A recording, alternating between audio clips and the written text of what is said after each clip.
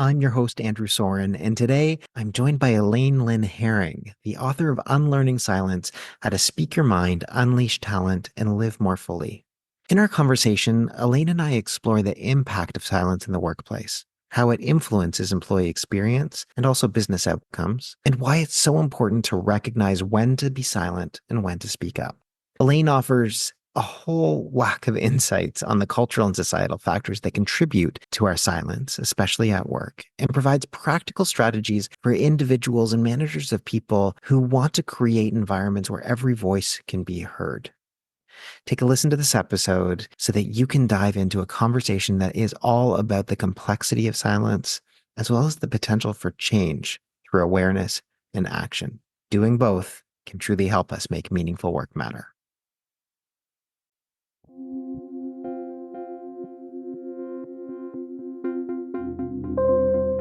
Welcome to the Meaningful Work Matters podcast. I'm your host, Andrew Soren, founder of Eudaimonic by Design. On this podcast, we'll dive into the world of meaningful work, explore its complexities, and examine its impact on people and the organizations they're a part of. Each episode features insightful conversations with cutting-edge experts who are successfully navigating the challenges of meaningful work.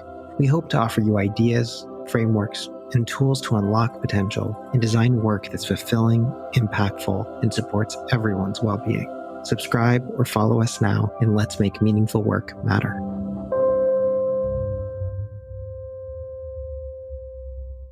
Elaine Lin Hering, it is such a pleasure to be able to have you on this podcast. Thank you so much for coming on here. And I am really excited to have a good conversation about your new book, Unlearning Silence, today, amongst many other things. Welcome. Thank you. Thank you so much for having me. I'm thrilled to be here. Why don't you start by just telling us a little bit about yourself, and what makes your work meaningful? I love that question. I feel like I'm already in therapy. Thank you. I am Elaine Lin Hering. I am a recovering attorney turned accidental author. And my life's work has felt like, how do we actually talk better together, talk better with each other? And that's the sort of 5-year-old version that I'm riffing on with my kid in he's like, what do you do? Why do you just stare at a screen all day? Why do you talk with people? And I was like, well, I'm trying to help us talk with each other. And what makes my work meaningful is the opportunity for healing, the opportunity for people to feel seen, known, and heard, the opportunity for each of us to actually show up more like the versions of ourselves that we intend rather than the versions that end up showing up in the workplace. And what a tremendous honor to get to do that work. Mm. It is, it is an honor to be able to help people show up with authenticity. And it is also really hard work. It is really hard work for a whole lot of reasons that you do a very good job of elucidating in your book, which is a great, wonderful book that I hope that listeners to this podcast will listen to, will read, will be able to consume in however they want to. But tell us a little bit about the book and why you decided you wanted to write it. It's a great question why anyone would even write a book now that I've done it exactly once, precisely once. So let's maybe go there first. I spent more than a decade teaching skills, doing corporate education, leadership development skills for negotiating, having difficult conversations, giving and receiving feedback, all tools and frameworks out of the Harvard Negotiation Project that my colleagues had created. Really good work. And we noticed that even with tremendous financial and energetic investment, some people still didn't negotiate or have the difficult conversations or give and receive feedback, no matter how much intellectually they understood this was a good thing to do, and ask the question, what gives? And what I landed on is many of us have learned to stay silent, both in needing to bite our tongues, in not rocking the boat, but also that the very well-intentioned leaders and colleagues around us, their behaviors actually silence us, make it incredibly difficult, and disincentivize us to actually share our thoughts, ideas, or of ourselves. So, unlearning silence is his acknowledgement that as much as we might want to tell each other, just speak up, or you should have told me, why didn't you tell me? There's another layer that we have to discuss, which is to acknowledge what role does silence play in our teams? In what ways have I learned to stay silent, been rewarded for it, benefited from it? Does it still serve me? In what ways, even if I don't intend, might I be silencing the very people I lead or at home that I love? And let's have a more honest assessment of what's actually going on here. Because the Mm. problem with telling someone to just speak up is it puts the onus all on them, right? If you can go fix yourself, essentially have more confidence, have more courage, then we might hear you, then we might promote you. And there's a whole bunch of reasons why that doesn't work, including there's no accountability for leaders of what are you contributing to this relational system? What behaviors are you actually incentivizing? Not to talk about the silence that's baked into the systems that we're all a part of. So writing this book really was, hey, I think we've got it wrong. Can we talk about silence, talk about this thing that organizational psychologists have long researched that we have not brought into the mainstream that actually undercuts our ability to show up as most of us intend. And the really damaging part of as we're not talking about the role of silence or how we've been silenced or acknowledging that reality, we are gaslighting each other. We are saying you're the problem. And if you carry any minoritized identity, so often you internalize the message of I'm not good enough. The problem is me, and how incredibly damaging and what a horrible way to go through life. So, a book was a way to engage in that conversation in a more intellectually honest way. People have said it reads compassionately and rather than an angry book, which I'm delighted by. But how do we wrestle with this as fellow human beings, particularly if we're trying to show up well for each other? Mhm. There's there's a lot in what you just said that I'm excited to unpack over the course of this conversation, and it very much stems from the work that I've been able to do in organizations around employee experience throughout my career in different facets. And something that you said right at the very beginning around helping people be able to speak up in their most authentic ways or show up in their most authentic ways at work, and how connected that is to this topic of meaningful work. And what often makes work meaningful for us is that we get to show up as our most whole and complete selves, that we get to be able to do work that is really important, that we get to be able to try to work in ways that feel very aligned to our values. And in the context of doing that, this topic of when do I speak up? What do I speak up about? What are the consequences of speaking up? Often hit us in very unexpected ways. And I have tremendous amount of respect for what you have done in this book, because I think that you have approached this topic with a lot of compassion and a lot of nuance that I think is often missed in so much of our efforts to create speak up cultures, and so much talk about things like psychological safety and things that really advocate for people to advocate for themselves in different ways without necessarily acknowledging the challenges, the trials, the tribulations, and ultimately the tremendous amount of emotional and existential labor that gets invoked when you actually have to choose to not be silent. So let's there's a lot there, but let's just Well, and like let's actually yeah, the please. costs, the real and perceived costs. And that to me is the opportunity of does it really have to be so costly? Yes, Mm, there is that emotional labor. There's all of, and we're not just talking about the words we say or don't say in a meeting, mm, right? Do I bring this part of myself to work?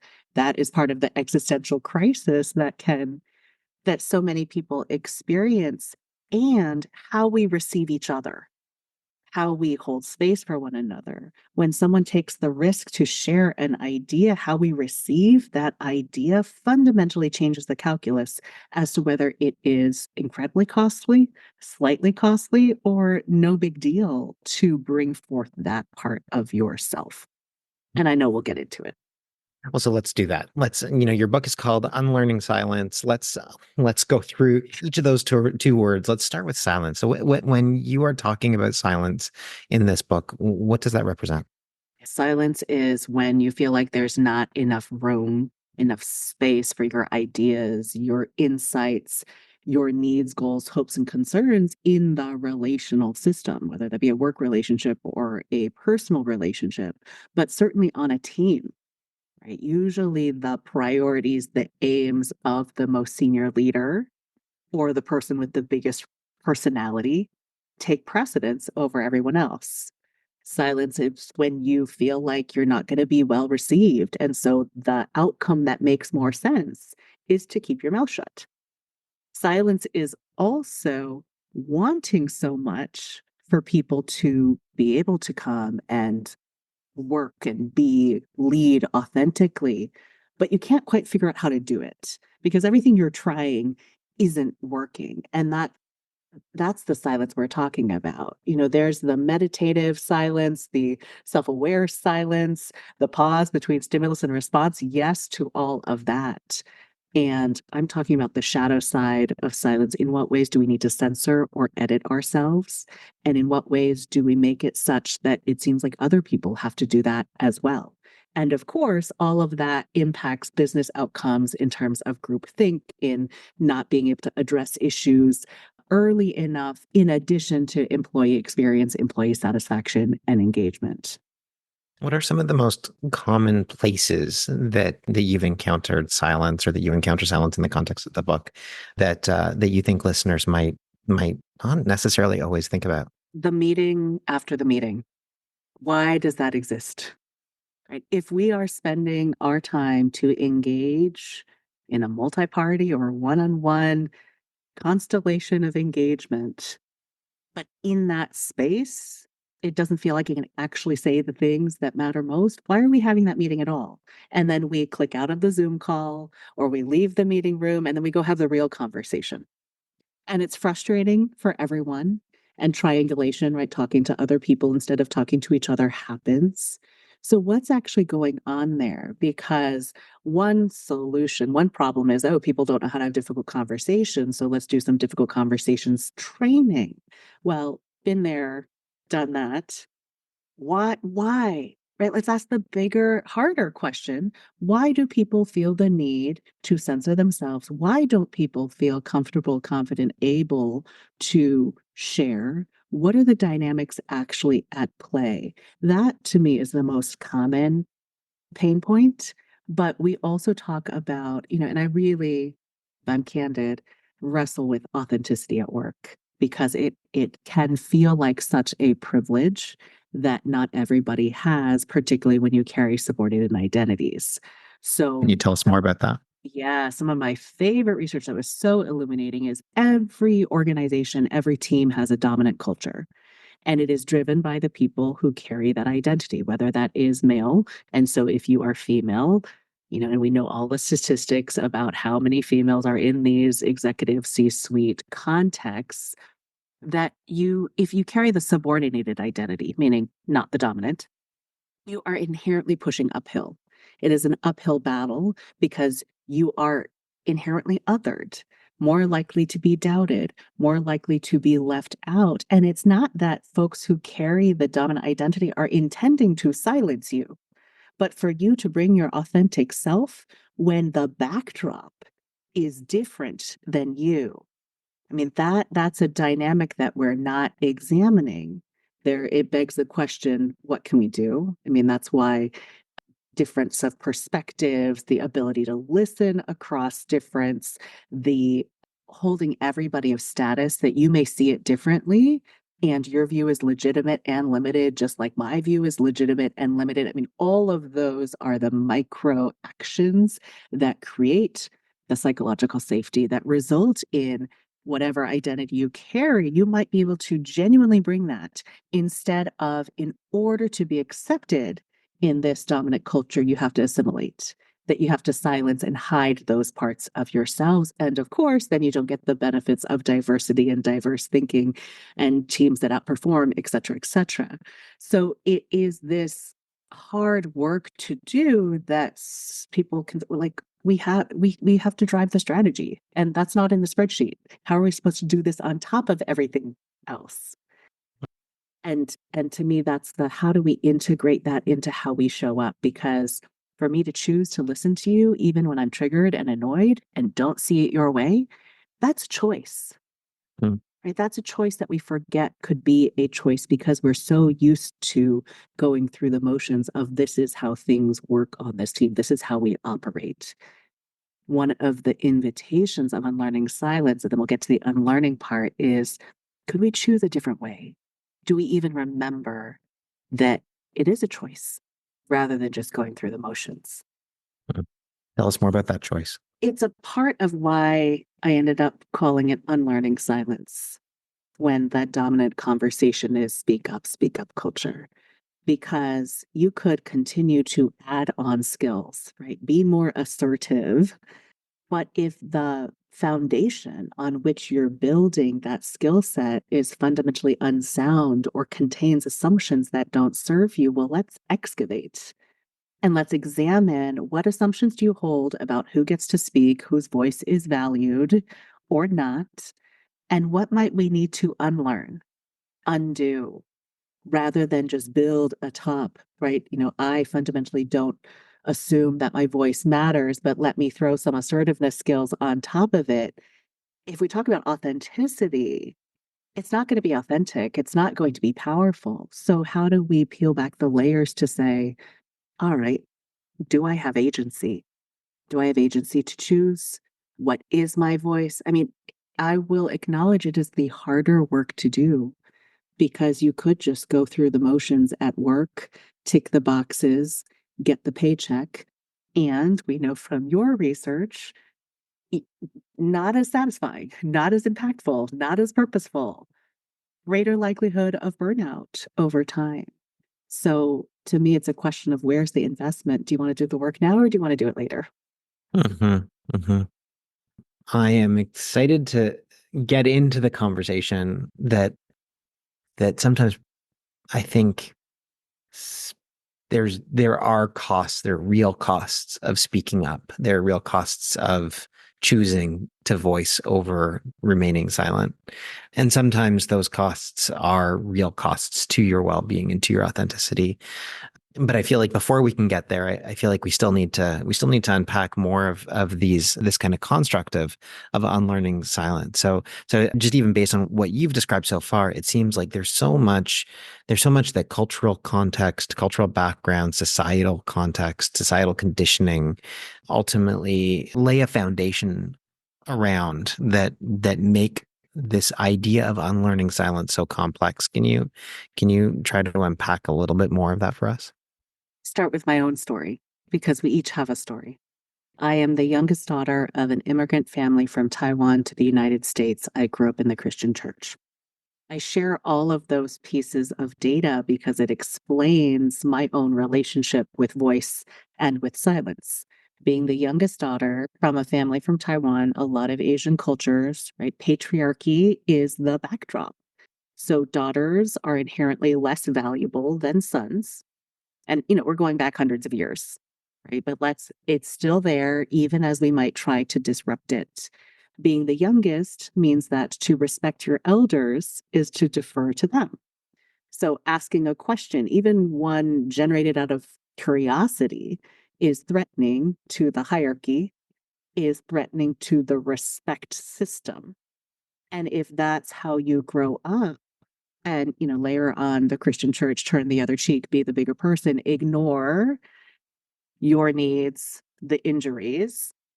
And again, we can have a different theological debate, but all of those things say, shut up, stay silent. And what's been fascinating to me as I talk with different people about unlearning silence is learning how deep it goes in different cultures. So some of my Hispanic sisters saying "calladita te vas más bonita," which essentially is a phrase they grew up being told and translates to "you're prettier when you shut up." Or if you shut up, you're prettier. Or you catch more flies by keeping your mouth shut. right? And if that's repeated over and over and over for decades, and it's just part of how you respect the people that you most love, how can you not bring that into the workplace, even if it's in the back of your mind? And so for me, some of that work is just naming what is in the background. How did we get here? What are my norms? And I know so many people will say, look, I've always been that person who speaks up. Okay. Well, what parts of yourself are you actually able to bring to work? What parts of yourself implicitly has the team or the workplace told you that you need to check at the door? Because apparently, if you do speak up, then you are labeled aggressive or angry. And anger is only preserved for some people with certain identities versus the ones that you carry. And so this is what we're up against. But the reason I want us to talk about it is because we each play a role in each other's silence, right? If your manager is, when someone else says, oh, they're just being angry in a dismissive way, and your manager says, no, I think they have a really good point. We need that voice on our team. How different an experience. So there's a ton of cultural context and life history. And, I obviously write from the perspective of being cisgender female and also talking with men over time who, what does masculinity look like right now? Which parts of myself am I able to share, not able to share? And I was like, oh, shoot, I thought this was just us problem and it is more of a human problem than I realized. So, how do we show up for one another?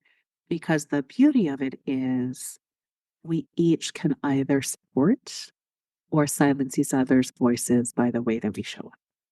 So then, what does it mean to unlearn some of those cultural patterns and behaviors and identity challenges that are part of just who we fundamentally are, and especially in the context of a workplace? What does that mean to unlearn that silence?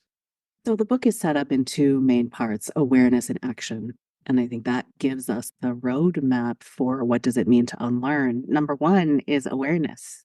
Are you even aware of what assumptions you hold about the value of someone's voice who gets to give feedback?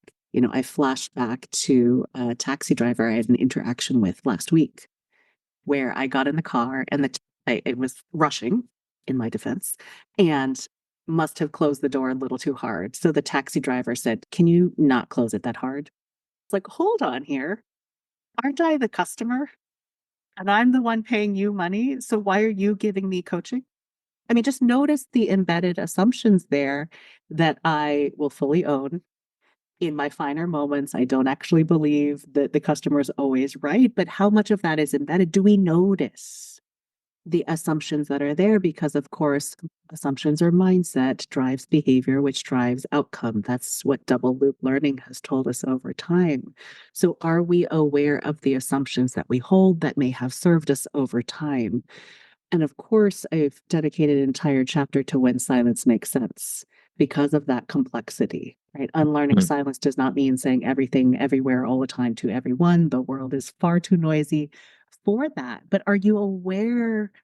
Are you aware when you're choosing silence? Are you aware of what could be? In terms of trust, in terms of understanding one another, in terms of greater information flow? Or have you resolved that, what, work is just painful and horrible, and that's just what it is? Let me punch in, let me punch out.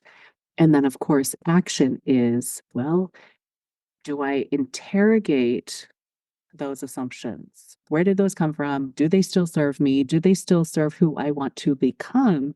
And if not, what might I try instead? And there's a whole second half of the book that we can get to in terms of actions, but a combination of that interrogation, small experiments, not doing it alone, building a team around you that is working toward that culture of voice, that on a team we're actively looking to build a culture of voice rather than a culture of silence and not going it alone.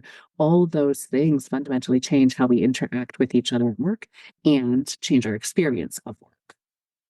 As I listen to you speak, reflecting about some of the other people who have come onto this podcast in the past and talked a lot about what gives meaning to our work. And there's a lot. I mean, there's a lot within that. I think most often we view our work as meaningful when we think that it is significant, when we think it is worthwhile, when we think that we are contributing something in ways that allow us to feel like we matter, like we're able to add value, like we're able to feel value. And one of, I think, the big ways that people find meaning in their work is through advocacy, through activism, through being able to stand up for things that they believe in, that are allowing them to be able to advance deeply held values that they care about, personal purposes or missions, especially work that is fundamentally deeply meaningful in and itself. People are coming to work because of that desire to be able to make a difference. And then they often get into situations at work where they feel really stifled, or even more so where there's this kind of incongruence, this gap between what everyone's saying and what everyone's doing that can whittle away at people, can even create moral outrage in the way in which they view the world. And I'm curious, just based on everything that you've just described, how some of the things that you are talking about in this book apply to that those ways in which incongruence, those gaps between what we are saying and what we are doing, ultimately, like where does silence fit into that? Where does unlearning silence fit into that? Yeah, I mean, you raised earlier, it can be really costly to speak up. And I would say yes. And of course, yes, and it can be really costly not to speak up. And what I mean by that is so many of us in that fact pattern you've just described go into work, we're optimistic, going to change the world, and then the red tape comes in. Or like, why do we need to put this into a spreadsheet? Seriously? And all of that, and just the motions of day to day life. Are we in those moments acting out of agency, that remembering the values, the things that are we even aware of what it is we care about when it feels like we need to align ourselves with an organization or in an institution? And so my existence becomes, how do I champion the organization, toe the party line, instead of live out my values? And over time, in your performance review, you're measured against OKRs, objectives, key results that align with the organization, not how well did you, Andrew, live into your values or work toward your values today. In an ideal world, your personal values and the organizational values align or align sufficiently. But as we're approaching work to think about voice is, what are my values? How can I bring that to life in the world? That so often takes second string to the organization.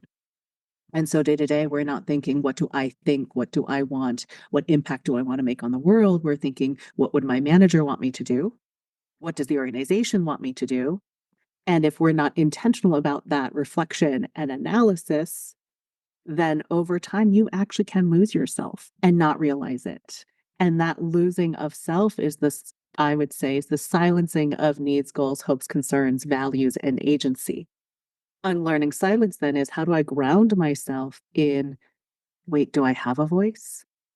Uh, is it okay for me to have personal values when the organizational values are the ones in that PDF or on the wall that no one necessarily follows, even? Right. And I see the incongruence there.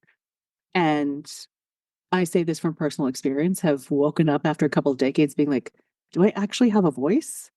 Because it seems like my job on this hamster wheel is to perform on said objectives to further someone else's cause.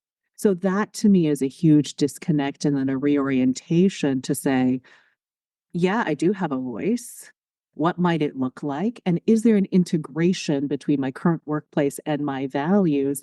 And if not, and I have one life to live, what do I want to be doing with the time and energy that I have? And of course, there are real realities, particularly with caregiving and bills and sort of that resignation of, I guess, my day job isn't the thing that's going to give me meaning or fulfillment in life. It just needs to tick enough boxes. Right? And that's Hmm. all an internal negotiation that we don't have time for, or feels like we don't have time for.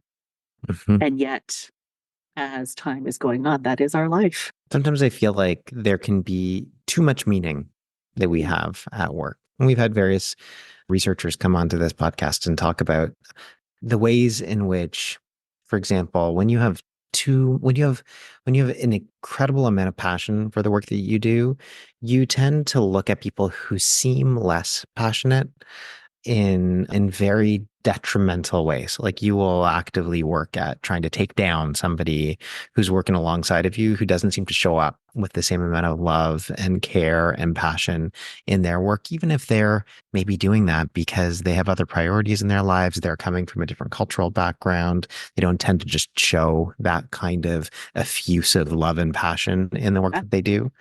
There's other people who come to work for very utilitarian reasons. They are there because they have passions and meaning and love that they are pursuing outside of their work. And work is a vehicle for them to be able to achieve those things.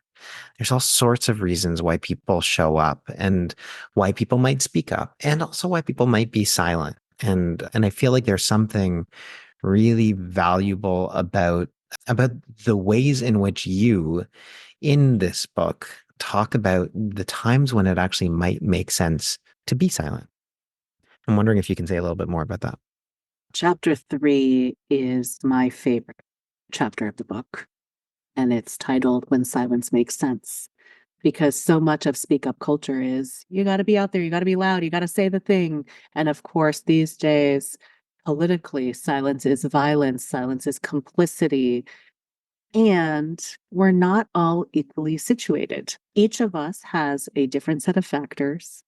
Work plays a different role.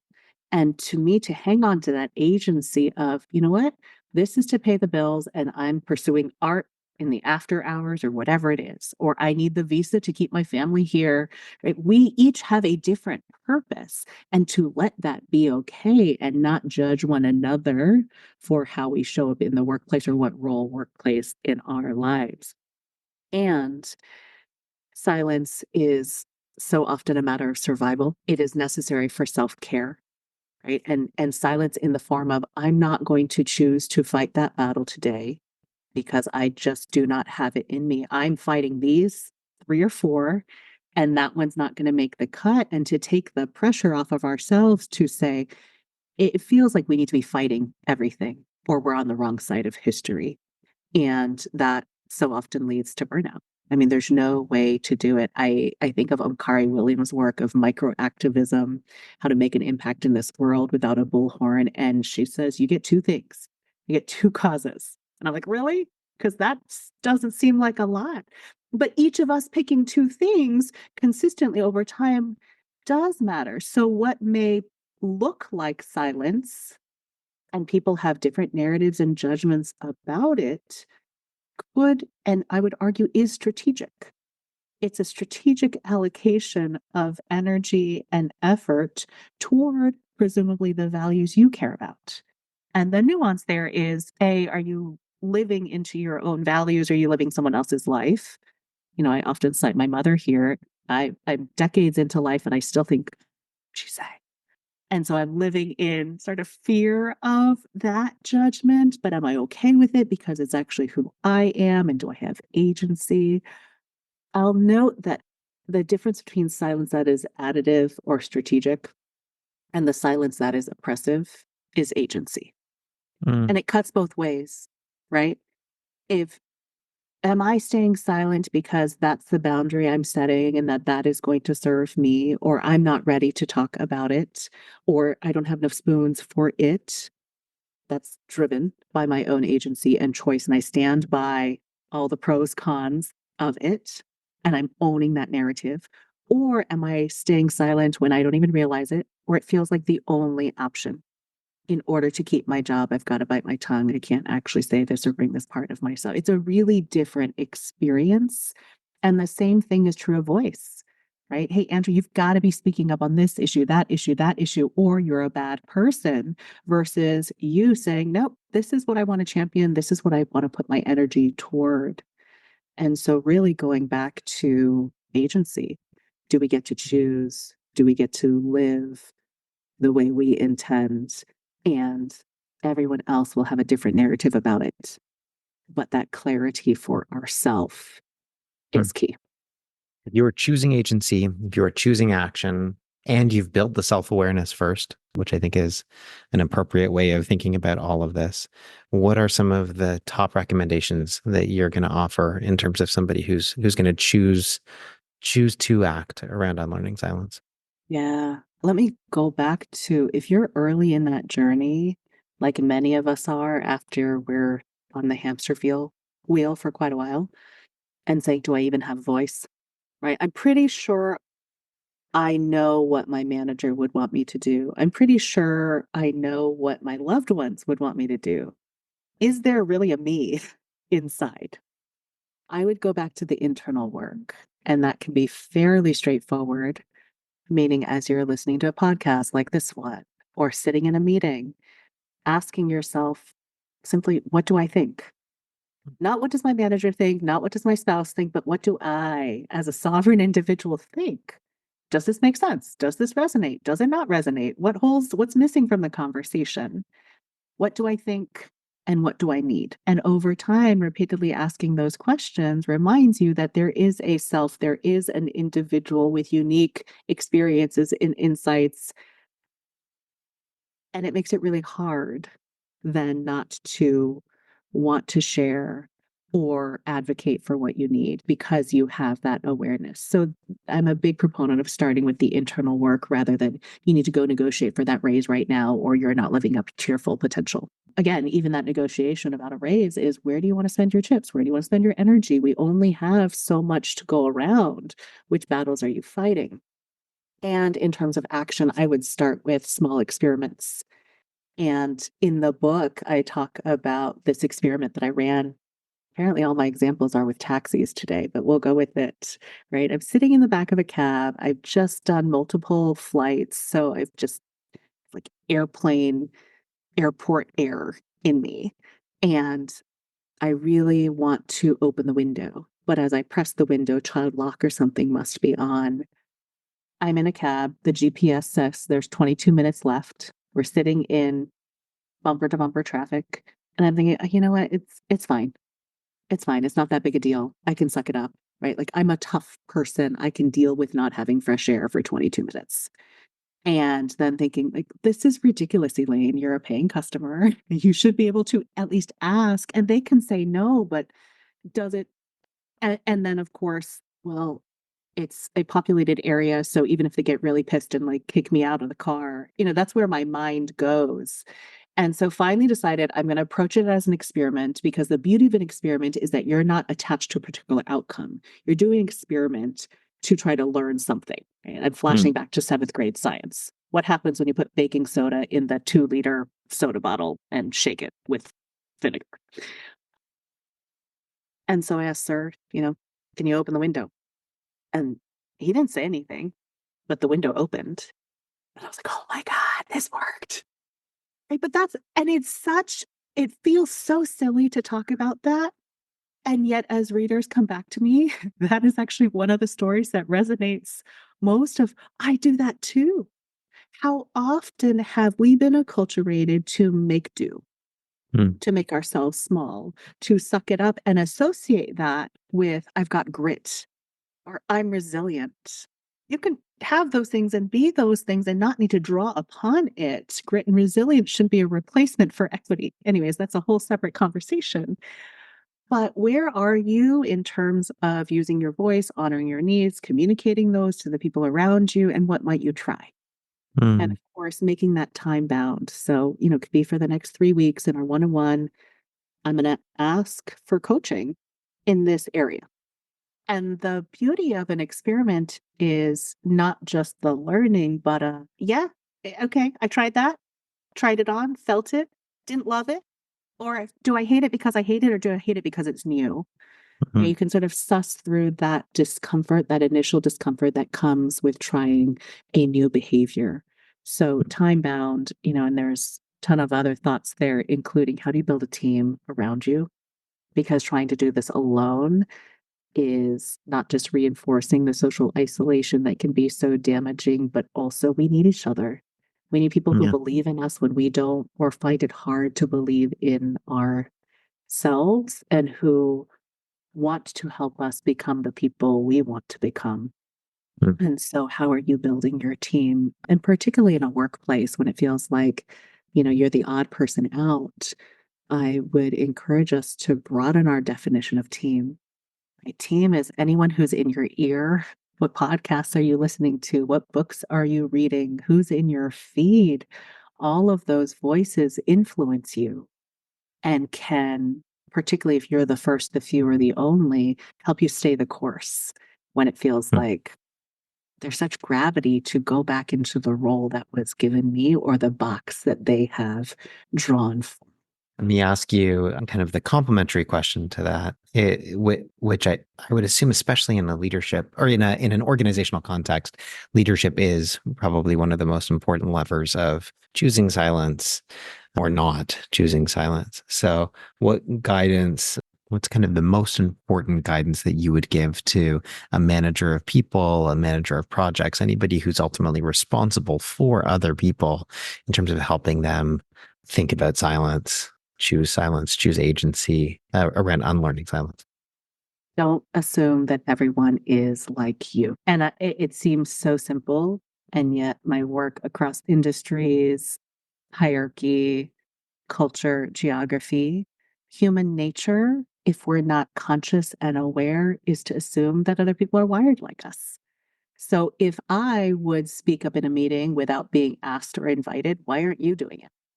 That's my embedded assumption, much to my chagrin. You come from a different culture, you come from a different family. Your last manager chewed you out for speaking out of turn, and I don't know that. It goes also to the communication modes and mediums of what are our expectations. If we expect everyone to look and sound like us, which is a natural human phenomenon that makes it easier for us to digest the information, we are creating barriers to other people engaging in the conversation. Right. So often in workplaces, good, effective communication is three succinct bullet points. No, just the right amount of emotion to show that you care, but not too much that you lose credibility, particularly if you're female. If that's what we're requiring everybody to do, what brilliant insights are we missing out on from the person who communicates more easily, more effectively by typing than talking, or asynchronously versus real time? And I highlight those differences: morning owl, a morning person versus night owl. All of these are the embedded assumptions that we tend to operate on when we assume that other people are wired like us, versus let's talk about some of those differences. If you are managing a project, managing people, do you know what makes it easiest for people to share their candid thoughts? If not, that is a prime question for your next one on one or your next team meeting. And there's guidance in the book about those different communication modes and mediums. But let's design, again, design is a word of agency and an action of agency. Let's actively design the way we communicate and the way we work, rather than default to the patterns and the preferences of the people either with the most organizational and institutional power or longevity within an organization. And I've talked with teams who are like, this meeting sucks. And no one's engaged at 9 a.m. in this, whatever. And it's like, well, why is it a meeting? Why is it at that time? And if it shouldn't be a meeting or it shouldn't be at that time, why not move it? And it's this aha moment. Can we do that? Sure, why not? You inherited this project plan and this rhythm from someone else who's not even at this organization anymore. And if it's not working, why wouldn't we try something else? Again, we so often forget that there could be a choice because we assume that if it's the way it's been done, or we haven't thought that we could challenge it, that we could try something new. So, as a manager of anything, don't assume people are like you, and What are you going to try next? It makes me think of one of my favorite new hire interventions, which is this idea that every new hire has this opportunity to be a culture detective. Those first 90 days, that first period of time where everything is new and you haven't taken for granted anything, you haven't been acculturated into the way that we just normally do things, all of the unspoken rules of an organization, which is what onboarding is ultimately all about, is helping people become embedded into a culture. But while that's still new, you have this wonderful moment to be able to see and question all the things that happen that everybody else has just taken for granted, and ask about them, challenge them, have a curiosity about them, a transparency about them that so often we just completely become silent about. Yes. So do I, as the new hire, view that as the opportunity? And does the organization receive me as that? So often onboarding is, let me teach you the ways, young one, versus there's such an, you are new to this with your fresh eyes. Help us see what we can no longer see. So both See. and, both and. Hmm. And if you're on probation, then how likely are you to be honest and express curiosity because you don't want to look dumb, because you want to fit in, because you want to culturate? So there's an incredible opportunity that requires clear communication and framing of that opportunity and seeing it and receiving it in that way from both sides. Hmm. Hmm. Is there any other kind of last big message that you want to leave people with as we wrap up this podcast? I think the big message is the way that we have gone through life, well-worn patterns that we have in our work relationships, in our personal relationships, don't have to be that way. If it's not working well for you, what might you be able to do in terms of awareness of your own values, awareness of your own agency, trying experiments to see what might help?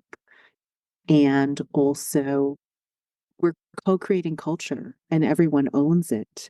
So what is my role in creating a space where each human being experiences dignity and belonging at work and is able to do their best work? That how I receive my colleagues in their questions, whether they're onboarded, whether they're a long timer, it matters.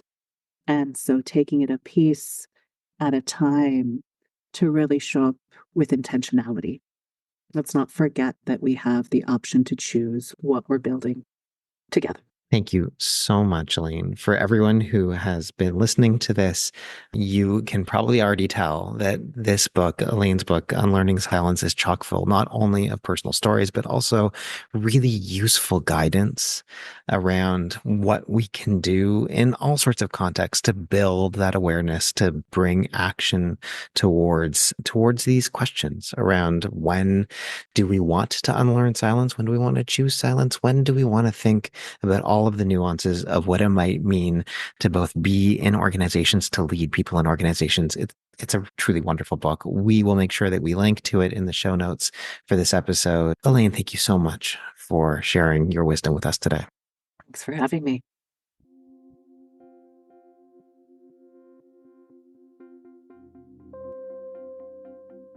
Thank you for joining us for another episode of Meaningful Work Matters. If you haven't already done so, be sure to subscribe to our podcast on your favorite platform. And if this episode resonated with you, please take a moment to leave us a review. Your feedback helps us make this podcast better and reach more listeners. You can connect with me, Andrew Soren, on LinkedIn, or visit www.eubd.ca